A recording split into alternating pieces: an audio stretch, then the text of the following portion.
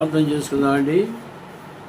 ప్రేమ కలిగిన మా తండ్రి, పరిశుద్ధుడు అయిన మా దేవ, మహిమ గల మీ నామను బట్టి మీ పాదాల కొందనాలు, స్థుతులు, స్తోత్రాలు జీవిస్తున్నా నాయన. వారి కార్యక్రమాల్లో బైబిల్ స్టడీగా మాకు ఇచ్చిన సమయం బట్టి మీ కొందనాలు జీవిస్తున్నా నాయన. ఆ తండ్రి, సార్వత్రిక సంఘంతో మేము కూడా ఐక్యపరుచుకొని మీ సన్నిధిలో గడిపే సమయాన్ని మాకు దీవెనకరంగా చేయండి. దానియేలు గ్రంథం ధ్యానిస్తుండగా మీ సహాయం, మీ ఆత్మ నడిపింపు మాకు దయచేయమని వేడుకుంటున్నాం నాయన. మర్మములు బయలుపరిచే దేవుడము మీరే మమ్మల్ని కనికరించండి. ఈ గ్రంథంలో ధ్యానించే విషయాలు మా హృదయాలు హత్తుకొనుటకు సహాయపడమని వేడుకుంటున్నాను. మా మనోనేత్రాలు వెలిగించండి. మీ మర్మములు గ్రహించుటకు సహాయం చేయండి. ఆన్లైన్లో బిడ్డలందరినీ మీరు కనికరించండి. మీ దీవెనలు సమృద్ధిగా కుమ్మరించండి. మమ్మల్ని నిత్యము కాపాడుతున్న దేవుడు కనుక మీకు వందనాలు జీవిస్తున్నాం. ఆ ప్రభా, మీ లేఖన భాగం ద్వారా మాతో మాట్లాడుతున్నామని, పాట ద్వారా, ఇన్స్ట్రుమెంట్ ద్వారా మీరే మహిమ పొందమని యేసు ప్రభు నామములో స్తుతించి ప్రార్థించి వేడుకుంటున్నాము తండ్రి. ఆమేన్. పాట సంఖ్య 313. 313.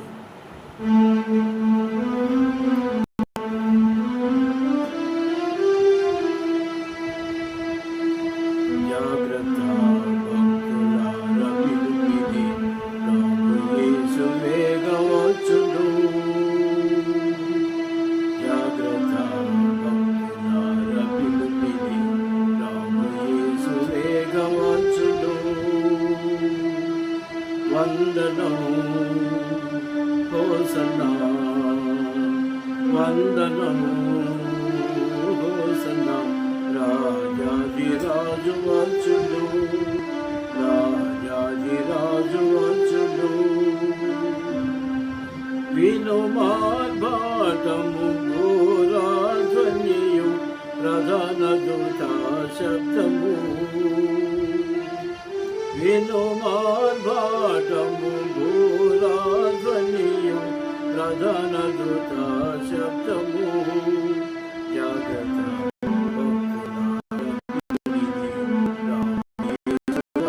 వచ్చును. చాలా రాత్రి గడచిపోయి చూడు పగలు వచ్చునుగా. చాలా రాత్రి గడచిపోయి చూడు పగలు వచ్చునుగా. విడుము అంధకారాగియలు, విడుము అంధకారాగియలు, తేజాయుధముల ధరించుము, తేజాయుధముల ధరించుము. జాగ్రత్త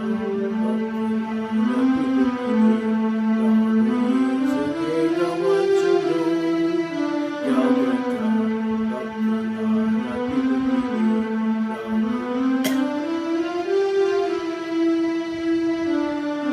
ఋతువులన్నీ నెరవేరినవి, నోవహు కాలము తలచుము. ఋతువులన్నీ నెరవేరినవి, నోవహు కాలము తలచుము. లోతు భార్యను మరచిపోకు, లోతు భార్యను మరచిపోకు, మేలుకొనేడి సమయము వచ్చే, మేలుకొనేడి సమయము వచ్చే. జాగ్రత్త పిలిపిడి రాము యేసు వేగవచ్చును. జాగ్రత్త భక్తులార పిలిపిడి రాము యేసు వేగవచ్చును. మన దినములు లేఖింపబడి, మేల్కొను వారికి భయమేమి. మన దినములు లేఖింపబడి, మేల్కొను వారికి భయమేమి. ఘనముగా వారే తబడుదురు, ఘనముగా వారే తబడుదురు. ఎవరు ప్రభువుతో నడచెదరు, ఎవరు ప్రభువుతో నడచెదరు. జాగ్రత్త భక్తులార పిలుపుని రాము యేసు వేగవచ్చును. జాగ్రత్త భక్తులార పిలుపుని రాము యేసు వేగవచ్చును. దైవజనులు పలుకులు గగనమున, ప్రభునందు మృతులు జీవింతురు. దైవజనులు కలుతురు గగనమున, ప్రభునందు మృతులు జీవింతురు.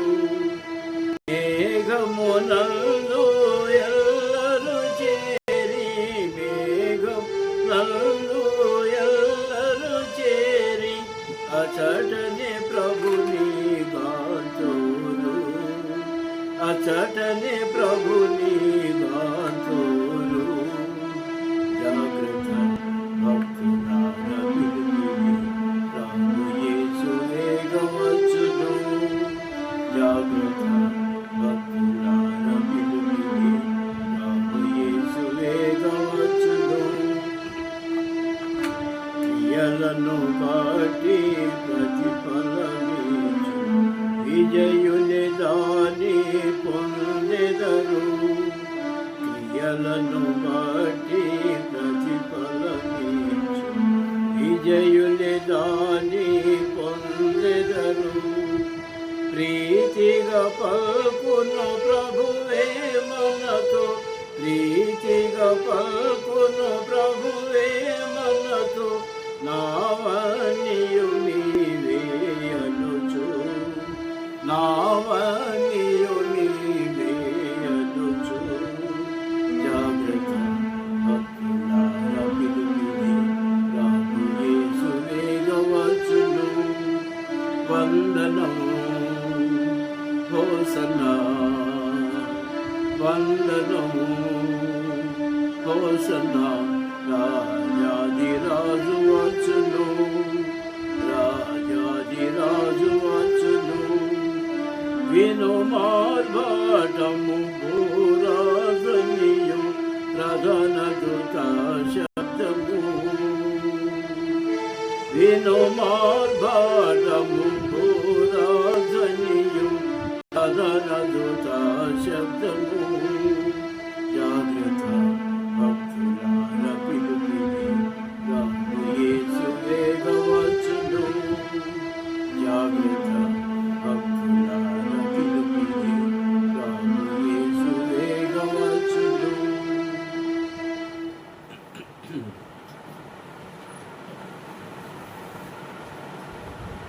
దానియేలు గ్రంథము 3వ అధ్యాయం.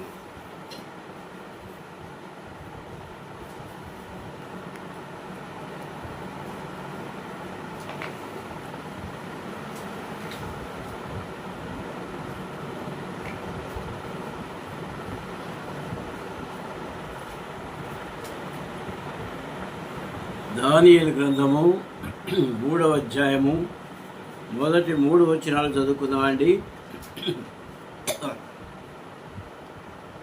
దానియేలు గ్రంథము 3వ అధ్యాయము మొదటి 3 వచనాలు అందరం కలిసి చదువుకుందామండి. రాజు నెబుకద్నెజరు బంగారు ప్రతిమ ఒకటి చేయించి బబులోను దేశములోని దోరాయును మైదానములో దాన్ని నిలువబెట్టించెను. అది 60 మూరల ఎత్తును 6 మూరల వెడల్పునై ఉండెను. రాజుకు నెబుకద్నెజరు అధిపతులను, సేనాధిపతులను, సంస్థానాధిపతులను, మంత్రులను, ఖజానాదారులను, ధర్మశాస్త్ర విధాయకులకును,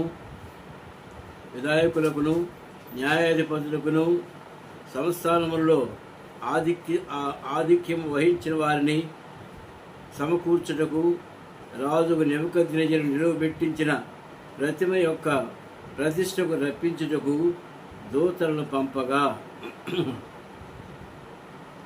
ఆ అధిపతులు, సేనాధిపతులు, సంస్థానాధిపతులు, మంత్రులు, ఖజానాదారులు, ధర్మశాస్త్ర విధాయకులకును, న్యాయాధిపతులకును, సంస్థానంలో ఆధిక్యం వహించిన వారందరూ రాజుకు నెబుకద్నెజరు నిలువబెట్టించిన ప్రతిమ యొక్క ప్రతిష్టకు కూడి వచ్చి రాజుకు నెబుకద్నెజరు నిలువబెట్టించిన ప్రతిమ ఎదుట నిలువబడిరి నిలుచుండిరి. ప్రేమగల మా తండ్రి, పరిశుద్ధుడు అయిన మా దేవ, మహిమగల మీ నామను బట్టి మీ పాదాలు వందనాలు స్తుతులు స్తోత్రాలు చెల్లిస్తున్నాం. మా ప్రభా, మా తండ్రి, అన్య రాజు అయినటువంటి నెబుకద్నెజరు తన రాజ్యంలో జరిగిన ఈ సంఘటనలన్నీ ధ్యానించుటకు మీరు ఇస్తున్న ధన్యకరమైన సమయాలు బట్టి మీకు స్తుతులు స్తోత్రాలు చెల్లిస్తున్నాం. ఈ దినం కూడా బైబిల్ స్టడీలో మీరే సహాయపడమని వేడుకుంటున్నాను. మీ లేఖన భాగాల ద్వారా మాతో మాట్లాడుతున్నామని వేడుకుంటున్నాను. ఆత్మీయంగా మేము బలపరచబట్టుకు సహాయపడండి. ఆత్మీయమైన సంఘానికి క్షేమాభివృద్ధి కలిగించమని వేడుకుంటున్నాను. మమ్మల్ని మీ స్వాధీనపరుచుకుంటూ నన్ను కూడా మీ కృపాసన భద్రపరిచి మరొకసారి మీ రక్తంతో కడిగి మరొకసారి మీ అగ్నితో కాల్చి పవిత్రపరిచి పరిచయలో సహాయపడమని యేసుక్రీస్తు ప్రభు వారి శ్రేష్టమైన పుణ్యనామములో స్తుతించి ప్రార్థించి వేడుకుంటున్నాము తండ్రి. ప్రియమైన వాళ్ళారా, 2వ అధ్యాయములో జరిగిన సంఘటనలన్నీ మనం క్షుణ్ణంగా ధ్యానించగలిగినాం. మరి నెబుకద్నెజరుకు వచ్చినటువంటి కళ మర్చిపోయినప్పుడు దానియేలు ఆ మర్చిపోయిన కళను దాని భావమును వివరించి చెప్పినప్పుడు నెబుకద్నెజరు పలికిన మాటలు మళ్ళొకసారి మనం జ్ఞాపకం చేసుకున్నాం. దయచేసి గమనించండి.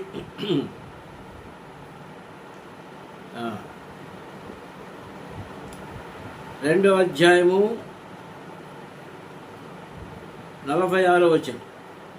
అంతటా రాజు నెబుకద్నెజరు దానియేలుకు సాష్టాంగ నమస్కారం చేసి అతను పూజించి నైవేద్య ధూపములు అతన్ని సమర్పింప ఆజ్ఞాపించాడు.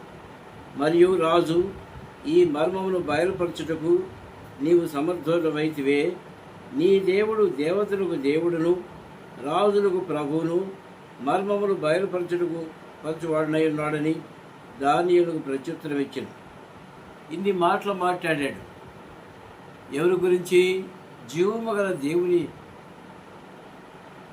విషయంలో ఇన్ని మాటలు పలకగలిగాడు. ఏమన్నాడు? నీ దేవుడు దేవతలకు దేవుడు రాజులకు ప్రభువు మర్మములు బయలుపరచు దేవుడు అని ఎంతగానో గొప్పగా మాట్లాడాడు. మరి ఇంత గొప్పగా మాట్లాడిన దేవుడు రాజు వెంటనే ఎట్లా మారిపోయాడో అర్థం కాదా. సైతాను తీసుకొచ్చేటువంటి ఈ తలంపులు వెంటనే ఒక మనిషిని మార్చేస్తాయి. ఉన్నట్టుండి తలంపులు మార్చేసేది సైతాను. ప్రియమైన వాళ్ళరా, రాజు జీవము గల దేవుని పొగిడినప్పుడు మరి లేదా ఆరాధించినప్పుడు ఇవన్నీ మాటలు ఎట్లా మర్చిపోయాడు. దానియేలుకు దానములు కూడా ఇచ్చాడు, గొప్పగా ఘనపరిచాడు, దేవుని ఘనపరిచాడు. వెంటనే ఏం చేశాడంటే ఒక బంగారు ప్రతిమ ఒకటి ఏర్పాటు చేశాడు. చూడండి ఎటువంటి గొప్ప గొప్ప మార్పులు వస్తాయో మనం గమనించాలి. అందులోనూ ఒక రాజ్యమును పరిపాలించే రాజు ఫికిల్ మైండెడ్గా ఉండకూడదు. ఈరోజు ఒక ఉద్దేశము, రేపు ఇంకొక ఉద్దేశం, ఆ విధంగా ఉంటే ఆ రాజ్యం ఎప్పటికీ కూడా వర్ధిల్లదు. ఏ దర్శనము అతడు పొందినాడో ఆ దర్శనంలో నిలబడి ఉంటే ఆ రాజ్యం కొంతకాలం నిలబడేదేమో. అయితే ప్రియమైన వాళ్ళరా, దేవుని యొక్క ఏర్పాటు ఏంటంటే ఈ రాజ్యం అన్యుల రాజ్యం. ఎవరు రాజు? అక్కడ ఎవరండి ఉండాలి? అన్యుల రాజులు ఉన్నారు, కల్దీయులు ఉన్నారు. కల్దీయులు అంటే మంత్ర విద్య కలిగిన వారు ఉన్నారు. ప్రియమైన వాళ్ళరా, అటువంటి వారి విషయంలో మనం చాలా జాగ్రత్తగా ఉండాలి. మంత్రజ్ఞులు, తంత్రములు చేసేవాళ్ళు, మాయల మంత్రాలు చేసేవాళ్ళు, వాళ్ళ విషయంలో మనం చాలా జాగ్రత్తగా ఉండాలి. ఒకవేళ మనం ఆ మాయల మంత్రాలు నమ్మకపోయినప్పటికీ మన హృదయం మాయలలో చిక్కుకొనక అని రాస్తాడు. ఎక్కడ? ద్వితీయోపదేశకాండం 11వ అధ్యాయంలో మనం చదువుతాం. కాబట్టి మీరు మరి మీ హృదయం మాయలలో చిక్కుకొనక జీవమగల దేవుని సేవించేవారుగా ఉండాలని మోషే అక్కడ ప్రజలను హెచ్చరిస్తాడు. ద్వితీయోపదేశకాండం 11వ అధ్యాయం. ప్రియమైన మనం విశ్వాసం ఉన్నటువంటి మనము ఎట్టి పరిస్థితుల్లో కూడా మనకు కలిగిన దర్శనం నుంచి తొలగిపోకూడదు. ఏం జరిగిందో చూడండి. మొదటి వచనం చదువుతున్నాను. 3వ అధ్యాయం. రాజు నెబుకద్నెజరు బంగారు ప్రతిమ ఒకటి చేయించి బబులోను దేశంలోని దోరాయును మైదానములో దాన్ని పెట్టించిన. అది 60 మూరల ఎత్తును 6 మూరల వెడల్పునై ఉండేది. ఏమైందో ఈయనకి ఎట్లా తన హృదయం ఎట్లా మాయల్లో చిక్కుకుపోయిందో చూడండి. ఎందుకంటే అతని చుట్టూ ఉన్న మాయల మంత్రాలు వెళ్ళే కల్దీయులు. ఏమండి ఏం చేశాడు? 60 మూరల ఎత్తుగల బంగారు విగ్రహాన్ని చేశాడు. 6 మూరల వెడల్పు ఉంది. 6 మూరల వెడల్పు అంటే ఇంత మరి 6 లెక్కేసుకోండి. ఎంత వెడల్పు, అంత బంగారం మరి ఖర్చు పెట్టి అంత బంగారంతో 60 మూరల 60 మూరల ఎత్తు,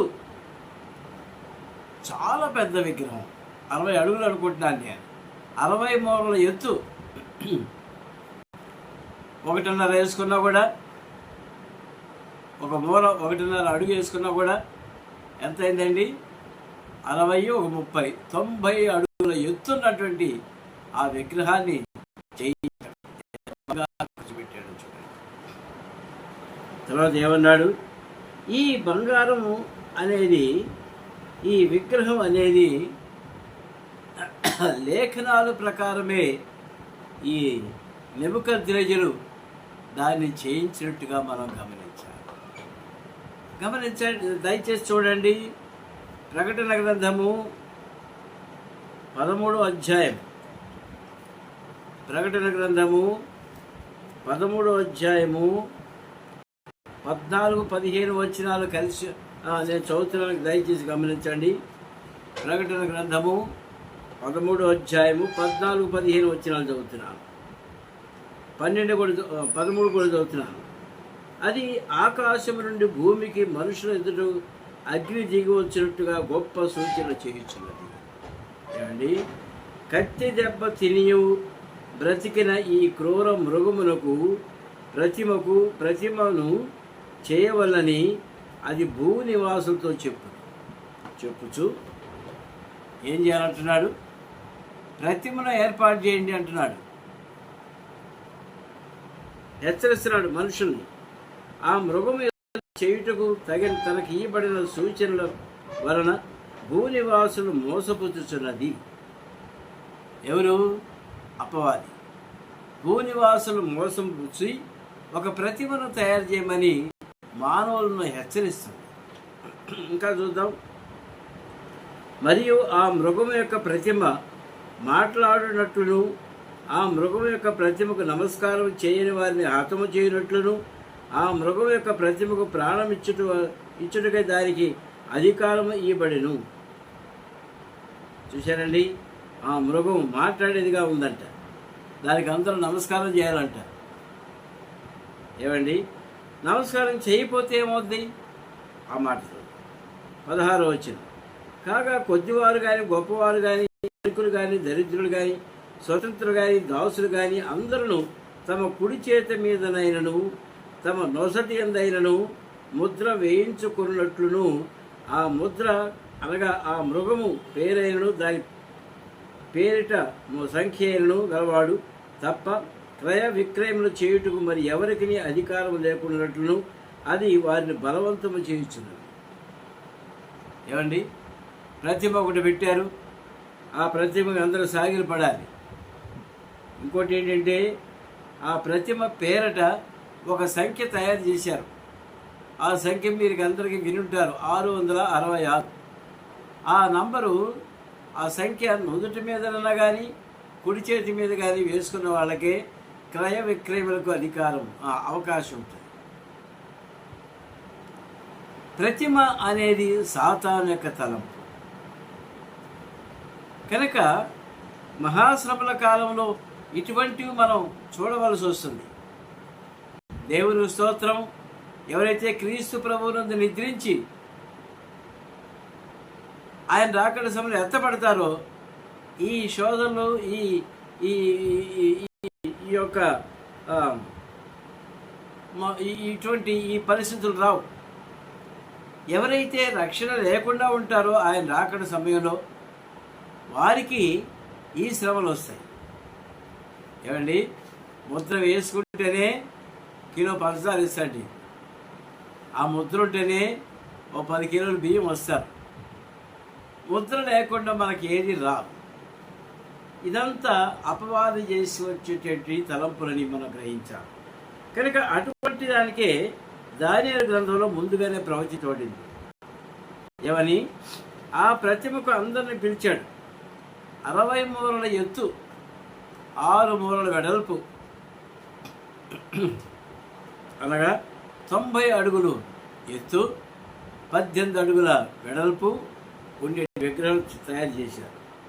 తయారు చేసి పెట్టిన తర్వాత ఏమంటున్నాడు చూడండి, 2వ వచనం. రాజుకు నెబుకద్నెజరు అధిపతులను అందరినీ పిలిపించాడు. సంస్థానాధిపతులందరినీ అక్కడికి సమకూర్చాడు. రాజు తలుచుకుంటే దెబ్బల కొదువ, అందరినీ సమకూర్చాడు. ప్రతి విధమైనటువంటి అధిపతులు, సేనాధిపతులను, సంస్థానాధిపతులు, మంత్రులు, ఖజానాదారులు, ధర్మశాస్త్ర విధాయకులు, న్యాయాధిపతులను, సంస్థానంలో ఆధిక్యం వహించే వారందరినీ సమకూర్చుటకు రాజు నెబుకద్నెజరు నిలువబెట్టిన ప్రతిమ యొక్క ప్రతిష్టకు రప్పించుటకు దూతలను పంపగా, ఈ విగ్రహానికి మళ్ళీ ప్రతిష్ట. ఏమండి, ఈ ప్రతిష్టకు అందరినీ సమకూర్చాడు. ప్రియమైన వల్ల 5వ వచనం చూస్తున్నానండి. 5వ వచనం కనుక ఏమనగా బాకా, పిల్లన గురవి, పెద్ద వీణే, సింఫోనియ వీణే, విపంచిక, సకల విధములకు వాద్యధ్వనులను మీరు వినున్నప్పుడు రాజుకు నెబుకద్నెజరు నిలువ పెట్టించిన బంగారు ప్రతిమ ఎదుట సాగిలపడి నమస్కరించుడి. ఈ వాద్యాలన్నీ మరి ఎంత సౌండ్ వస్తాయో, అప్పట్లో సౌండ్ ఇన్స్ట్రుమెంట్స్ లేవు. ఏమండి, మైక్ లేవు. మరి ఈ ఇన్స్ట్రుమెంట్స్ అన్నీ ఎంత భయంకరంగా వాయిస్తారో చూడండి, ఎంత గొప్ప ధ్వని వస్తుందో గమనించండి. చాలా దూరంగా ఉన్నటువంటి ఆ మైదానంలో అవి వాయిస్తున్నప్పుడు అందరూ ఆ విగ్రహం దగ్గరికి రావాలి, దాని ఎదుట సాగిలపడాలి. 6వ వచనం చూస్తున్నానండి. కాబట్టి ఇక్కడ 5వ వచనం మనం ఏం చూస్తున్నాము? సాగిలపడాలి అందరూ. మీకు వినబడినప్పుడు నీళ్లు పెట్టించిన ఆ బంగారు ప్రతిమ ఎదుట సాగిలపడి నమస్కరించుడి. ఈ మాటకు అండర్లైన్ చేసుకోండి. బంగారు ప్రతిమ సాగిలపడి నమస్కారం చేయాలి. సాగిలపడటం అంటే ఏంటి? సాష్టాంగ, ముక్కు, ఫోర్హెడ్, నోరు, పెదాలు, గడ్డం, ఇవన్నీ కూడా పొట్ట, కాళ్ళు, మోకాళ్ళు అన్నీ కూడా నేల మీద పడాలి. అది సాష్టాంగ పట్టడం అంటే. ఆ విధంగా సాష్టాంగ పడాలని ఆజ్ఞ ఒకటి పుట్టించాడు. ఎంత భయంకరమైనదో చూడండి. ప్రియమైన ఈ సంగతులు యేసుక్రీస్తు ప్రభువారు కూడా మర్చిపోలేదు. ఆయన కూడా చెప్పాడు ఈ సంగతి. ఏమండి, గమనిస్తాము. మత్తయి సువార్త 21వ అధ్యాయం.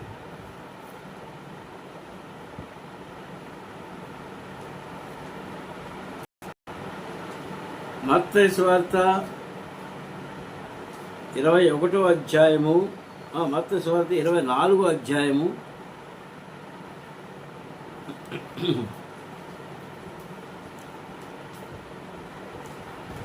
మత్తయి సువార్త 24వ అధ్యాయము 15వ వచనం చదువుకుందామండి. 24-15 చదువుకుందాం. కాబట్టి ప్రవక్త అయిన దానియేలు ద్వారా చెప్పబడిన నాశనకరమైన హేయ వస్తువు పరిశుద్ధ స్థలమందు నిలుచుట మీరు చూడగానే చదువువాడు గ్రహించునుగాక. యోదయలో ఉండివారు కొండలకు పారిపోయి పోవలను. మిద్దె మీద ఉండివాడు తన ఇంటిలో ఉండి ఏదైనా తీసుకుని పోటుకు దిగకూడదు. పొలంలో ఉండివాడు తన బట్టలు తీసుకుని పోటుకు ఇంటికి రాకూడదు. అయ్యో, ఆ దినములలో గర్భిణులకు పాలించే వారికి శ్రమ. ప్రియమైనదా, ఈ హేయమైన వస్తువు ఎప్పుడైతే పరిశుద్ధ స్థలంలో కనబడుతుందో అందరికీ శ్రమల కాలం స్టార్ట్ అవుతుంది.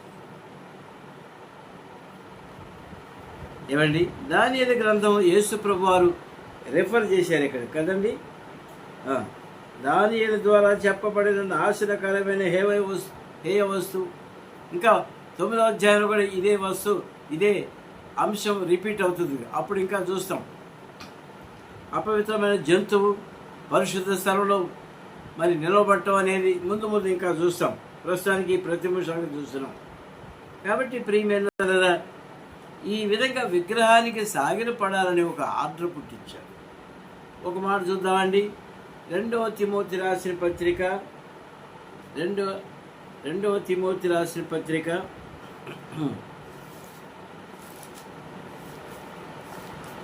2వ తిమోతి రాసిన పత్రిక 2వ అధ్యాయము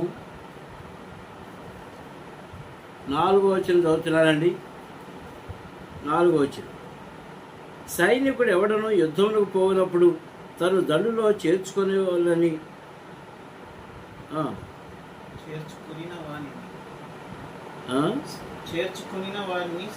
సంతోషపెట్టవాలని ఈ జీవన వ్యాపారంలో చెప్పుకొనడు. కాబట్టి దండులో చేర్చుకున్న వాళ్ళు ఎవరు? రాణువారు. వాళ్ళని సంతోషపెట్టడానికి ఎప్పుడు చూడకూడదు అంటాడు. నియమ ప్రకారం పోరాడాలి కానీ మనుషులు సంతోషపెట్టమనే దగ్గర ఉండకూడదు. నన్ను దండులో చేర్చుకున్నారు, నేను కూడా సైనికుడు అయిపోయాను, నా నెత్తి మీద ఒక టోపీ ఉంది, దానికి ఒక ముళ్ళు ఉంది, ఖడ్గం ఉంది, ఇవన్నీ బ్రెస్ట్ ప్లేట్ ఉంది, శిరస్సు, ఇవన్నీ ఉన్నాయని చెప్పేసి దండులో చేర్చుకున్న వారికి ఎప్పుడు సంతోషపెట్టకూడదు. ఎవరిని సంతోషపెట్టాలండి?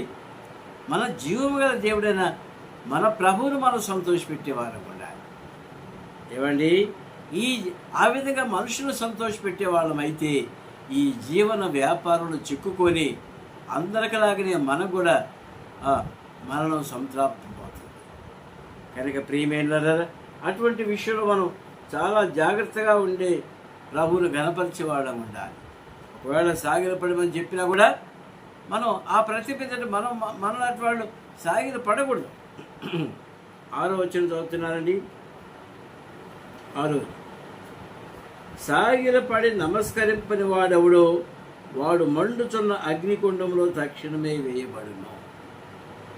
ఎంత భయంకరమైనటువంటి శాసనం పుట్టించాడో చూడండి. ఏంటి అంట?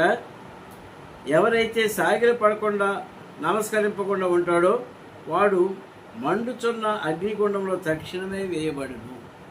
ఏమండి, ఇక్కడ మనం కొంచెం ధ్యానించాలి. ఇది విగ్రహారాధన కింద వస్తుంది. ఇంకోటి ఏంటంటే ఫోర్సిబుల్ డైరెక్షన్స్. ఏమండి, ఫోర్సిబుల్ డైరెక్షన్స్.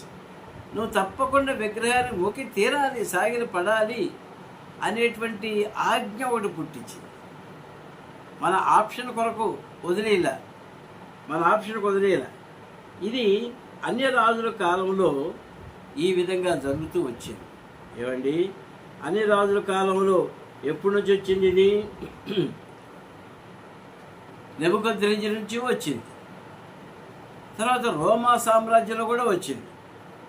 రోమా సామ్రాజ్యంలో ఏంటండి? అన్ని విగ్రహాలే, ప్రతి ఒక్కటి రోమా ప్రభుత్వం అంతా కూడా విగ్రహాలతో నిండి ఉందన్నమాట. ఏమండి, అందుకనే మరి మన క్రైస్తవ సంఘాల్లో ఒక సంఘం విగ్రహాలు పెట్టి ఆరాధించేది మనం చూస్తున్నాం. ఏమండి, ఇది విచిత్రమైంది కాదు.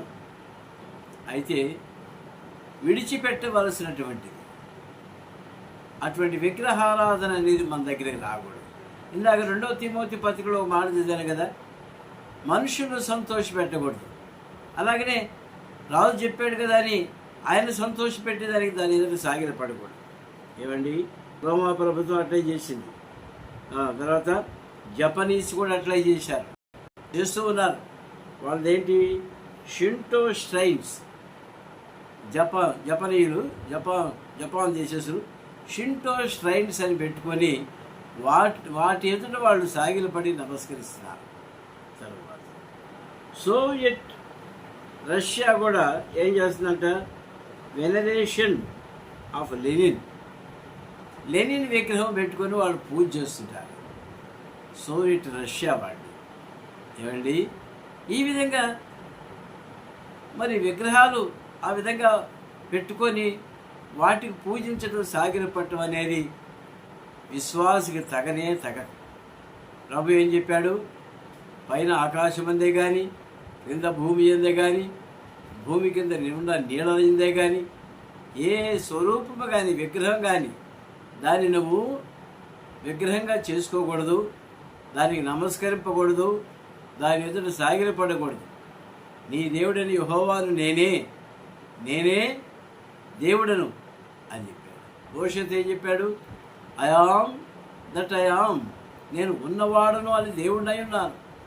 నాకు మాత్రం తప్ప ఇంకెక్కడ కూడా మీరు సాగిలపడకూడదు, విగ్రహారాధన చేయకూడదని ఖండితంగా చెప్పాడు. ప్రియమైన వారలారా, ఇవన్నీ ఈ విగ్రహారాధన ఎక్కడ కనిపిస్తుందంటే ఎక్కువగా అంత్య దినాల్లో ఎక్కువగా కనిపిస్తుంది. అంత్య దినాలంటే ప్రభు రాకడ సమయంలో ఈ విగ్రహారాధన మరీ ఎక్కువగా ఉంటుంది. అయితే దేవుని స్తోత్రం, పోప్ వచ్చాడు. ఇప్పుడు కొత్తగా పోప్ వచ్చిన తర్వాత విగ్రహారాధన అనేది తగ్గించాడు. యేసు ప్రభుకే ప్రాముఖ్యత ఇచ్చాడు. యేసు ప్రభువును మాత్రమే, ఆయన మాత్రమే విమోచకుడు. ఇక మరి ఏ విగ్రహం కూడా మనల్ని విమోచించలేదు అని చెప్పేసి పోప్ మంచి ఆర్డర్స్ ఇచ్చాడు. అయినప్పటికీ చర్చిస్లో విగ్రహాలు తీసేశారా వాళ్ళు? చీల.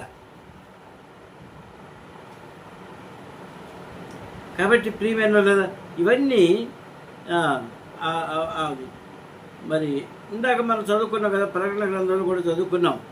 ఆ విగ్రహం యొక్క ముద్ర నొసట ఎందు కానీ, కుడి చేతి ఎందు కానీ ఎవరికైతే ఉండదో వాళ్ళకి మార్కెట్లో ఎటువంటి వస్తువు కూడా దొరకదు.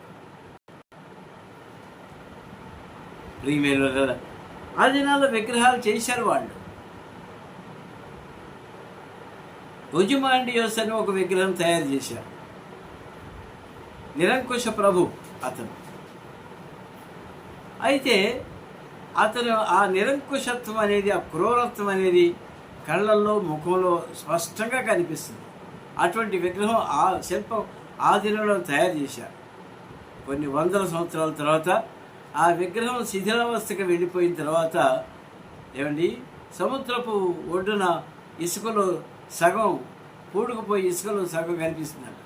ఆ కనపడే సగంలో కూడా ఆ ఒజిమాండియోస్ యొక్క నిరంకుశత్వం, క్రూరత్వం కనిపిస్తూ వచ్చాయి. ప్రియమైన మనం నిరంకుశత్వం, క్రూరత్వం అనేవి శిల్పాల్లో కూడా, విగ్రహాల్లో కూడా మనం చూస్తున్నాం. మన ముఖాలు ఎట్లుండాలండి? విగ్రహాలకి సాగిలపడే వాళ్ళ ముఖాలు కూడా విగ్రహాల్లాగానే అయిపోతాయి. అటువంటి ప్రతిమలను మనం చూడలేకూడదంటాడు ఒక ఆయన. ఆ వైపే మనం వెళ్ళకూడదు, వాటి మీద సాగిల పడకూడదు, వాటి వైపు మనం వెళ్ళకూడదని చెప్తాడు. కనుక మన ముఖాలు ఎట్లున్నాయో మనం చూసుకోవాలి. ఏమండి, యేసుక్రీస్తు ప్రభువారి యొక్క ముఖం ఎట్టుంది? ఆయన విగ్రహం మన దగ్గర లేదనుకోండి, ఆయన గుణలక్షణాలు బట్టి ఆయన ముఖాన్ని మనం వర్ణించుకోవచ్చు. సంపూర్ణమైన ప్రేమ కలిగినవాడు, అటువంటి దయాదాక్షిణ్యులు కలిగినవాడు. ఆ గుణ లక్షణాలు ఆయన ముఖంలో చూసినప్పుడు చూస్తే చాలు ఆదరణ కలిగేదిగా ఉంటుంది. యేసు ప్రభు ముఖం చూస్తే చాలు ఆదరణ కలిగించేదిగా ఉంటుంది. ప్రియమైన అటువంటి ప్రభు మనల్ని ప్రేమిస్తున్నాడు. అంత గొప్ప రాజు మనల్ని ప్రేమిస్తున్నాడు. ఆయన ప్రభువులకు ప్రభు, రాజులకు రాజు యేసుక్రీస్తు ప్రభువారు. అటువంటి గొప్ప వ్యక్తి మనల్ని ప్రేమిస్తున్నాడు అంటే మనం ఆయన్ని ఎంత ఘనపరచాలో మనం చూడాలి. ఒక మాట చదువుతారండి. సరే, ఇందాక ప్రకటన గ్రంథంలో వాక్యం చదివాను కదా, అవి చాలా చోట్ల రిపీట్ అవుతూ ఉంటాయి. 14వ అధ్యాయం 9, 11 వచనాల్లో, 19వ అధ్యాయం 20లో కూడా, ప్రకటన 24లో కూడా ఆ విగ్రహాల గురించి రాశారు. కాబట్టి విగ్రహాలకు మనం ఎప్పుడు కూడా సాగిలపడేవారుగా ఉండకూడదు.